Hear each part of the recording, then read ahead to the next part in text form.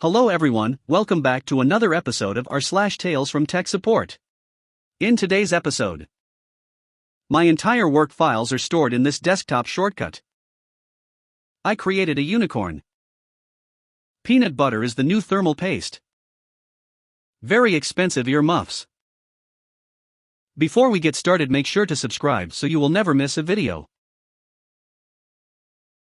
So let's get started. My entire work files are stored in this desktop shortcut. This occurred in the days of 486 processor-based desktop computers and Windows NT. I remember this vividly because this would have easily cost that admin person her job at the very worst. I had worked as an IT support person dealing with the computers used by administrative and academic staff in a department within a major faculty in a local university. When the head of the faculty decided on centralizing some of the services within itself, individual IT services within the departments became a single faculty IT service catering to all faculty staff and students. Consequently, the IT file and folder infrastructure was mapped accordingly when the independent network services merged under a single container/entity/collective. One fine day, I get a frantic phone call from an admin staffer not from the original department I worked in, whose computer stopped working, and the telltale signs of a dead HDD was apparent when I visited the person's desk. The sound the computer was making, or rather the HDD itself, was evident. I told the person that the computer was truly dead and all of the blood drained from her face, but I assured her that I could have it back up in a few minutes after replacing the whole desktop computer with another one.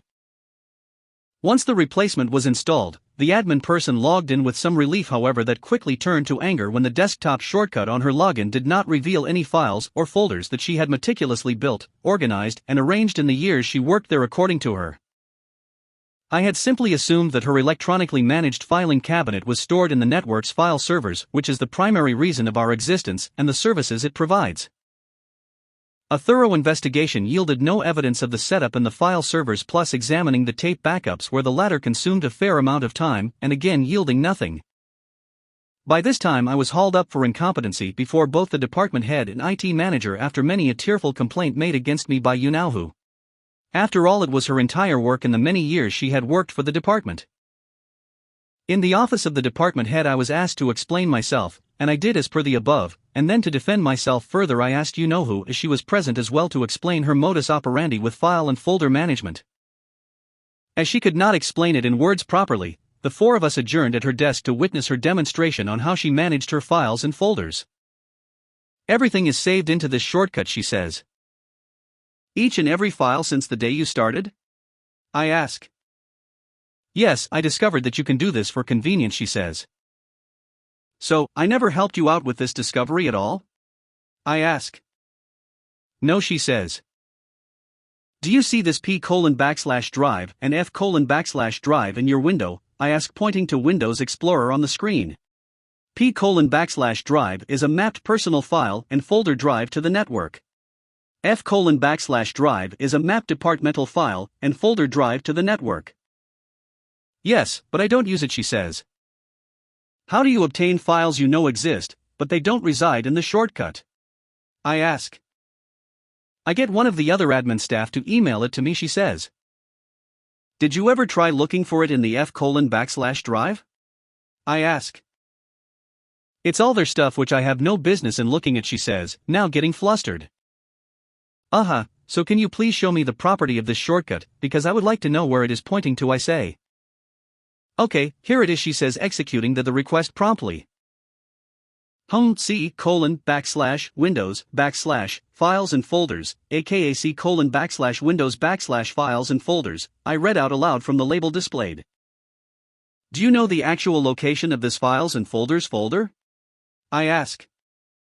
No. That's your job, she replies in a mix of anger and anxiety. Yes, that's my job and I have just completed it. You have a pleasant day, and I walked out of the office, leaving the department head and IT manager to deal with the fallout. Epilogue.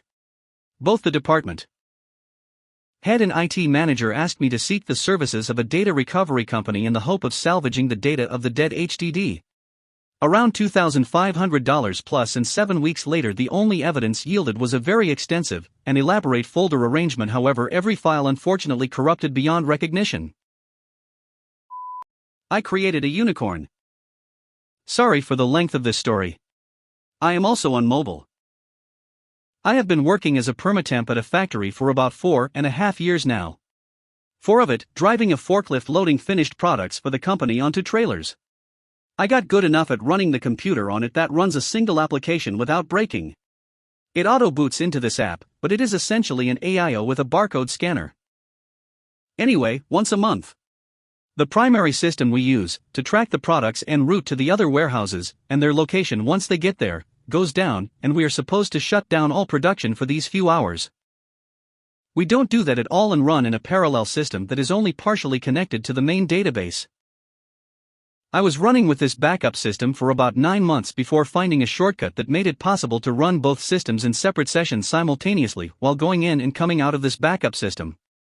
This shortcut wasn't documented anywhere, and was actually 2 keys when the way that was documented is 10 keys, if you manage to not break the system from sticky keys being forced to run. This saves me a couple of hours in my 12-hour shift by running dual sessions, instead of scanning into the trailer every time I switch. Once word started to spread that I found a glitch in the system, some of the full-time employees started to come to me with everything to do with these computers. I got good at the backup system to the point where they even demanded that I help another third-party company run this system. They normally run the logistics side of the company here, and they keep the whole place rolling forward on about 5 miracles a day. About 2 years into this highly specialized position with no extra pay, but the benefits of not having to deal with the worst parts of my normal job, I come across the one woman who is running on a normal backup night and somehow does something I have never seen. I am still able to fix it quickly, but it puzzles me for another month until she does it again. She managed to have a single pallet of product show as being present on both of her open trailers at the same time. It would be another 2 months before I would finally be able to test with the system and figure out how this was even possible. She scanned the pallet tag, realized it was for the wrong trailer, and backed out. This should have kicked the tag out and simply allowed for it to be scanned into the other trailer. It instead held it in limbo, likely in cache, until the next pallets were scanned and assigned a location.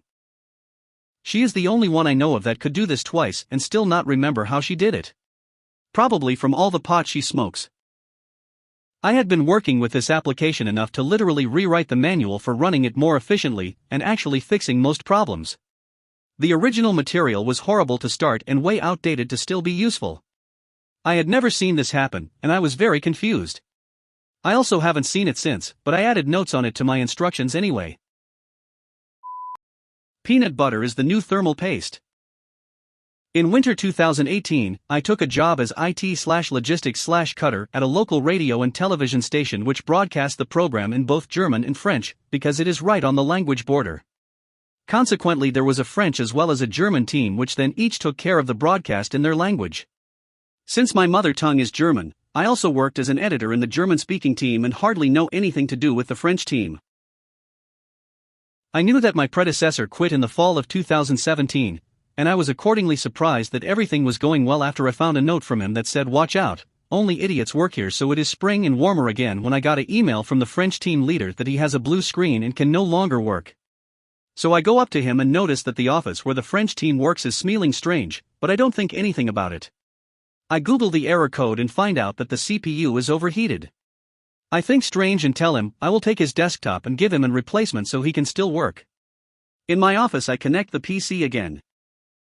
And no wonder it starts again immediately, but the CPU is still quite warm. I let the system cool down, and then do a few tests, and keep getting the same blue screen with the same error code. This was my first major incident, so I ask my boss how I should proceed, and he tells me that if the PC is no longer guaranteed I should just replace it. So I build a new PC as a replacement, but decide to keep the old one as spare parts. Now it is midsummer, and I got 4 more computers with the same error from the French office. Since in the meantime my office PC has also decided to die, I decided to take one of the PCs with the heat problem into my office. Do you still remember the weird smell I mentioned at the beginning? Yeah? Good, because my office started to smell just like that. Then I got another email that one of the computers in the French office has a blue screen. I could meanwhile memorize the error code for the overheated CPU, and also noticed that this was the first PC that I had assembled in the spring. Since this was the first PC that still had a guarantee, I followed it up very carefully and first removed the cup cooler where I encountered a strong and now familiar smell. I unplugged my own office PC and also removed the CPU cooler from him and found the same brown-black maze, and also realized at that moment that this was not thermal paste. At that moment I remembered the note from my predecessor and decided to give him a call. After I explained who I am and why I called, we thought about what it was on the CPU and how it got there. I mentioned that the whole thing would smell slightly nutty. My predecessor started to laugh and exclaimed, "That idiot didn't really do that." I then got the explanation that the head of the French team had read somewhere that the thermal paste that Intel used was not of particularly high quality. Which is true, but that's why we use different ones, what my predecessor explained to him several times, but he didn't want to understand it. After my predecessor quit, he still got calls from the head of the French team, and since he just didn't feel like explaining the same thing to him again and again, my predecessor told him in an ironic voice that peanut butter was the best thermal compound, but don't tell anyone. After I told my boss this, the head of the French team had to replace processors worth 6,000 Swiss francs out of pocket. Very expensive earmuffs. I work in a higher education institution, which ain't short of a bob or two. Some building work was about to take place some years back on one side of the main building, so the head of IT decided to purchase 50 pairs of Bose QC25 noise-canceling headphones to loan out to staff who might find the sound of the builders distracting. The headphones duly arrived, and as IT technicians we unpacked them, stuck an asset label on them, and booked them into a loan system so people could book them out when needed. The building work started and word got around among the users, which resulted in pretty high demand for the headphones. Soon entire offices were kitted out and people generally got on with their work. The loan scheme was a great success, and about 2 years later the work was finished, and seeing as most of the headphones had been loaned out and used by the same people for that time, it was decided that they could keep them and the costs would be written off. I work in first-line support, and one day, not long after the building work finished, I was in one of our offices of frequent flyers to fix a problem which turned out to be user error. It's fair to say that the 4 occupants aren't very IT savvy. I saw that they each had a pair of the headphones on their desks, but they were unplugged, i.e. the cord was absent from them, and they were just left on one side. Intrigued, I asked how they liked them. Did they make life easier during the building works? The reply I got back astounded me. Apparently, they were worse than useless, and didn't block out the sound at all, other than for a couple of days at the beginning they hadn't bothered with them at all. I said that I was surprised and that in my experience the noise cancellation was really effective, even more so if you play music at the same time. After a short and bewildering discussion, it became clear that my colleagues had no idea that they were headphones. They thought they were 270-pound ear defenders, had never played music through them, and had absolutely no idea that if you put a battery in them and flicked the switch, they had active noise cancellation. They just put them on and expected them to block the sound out like magic.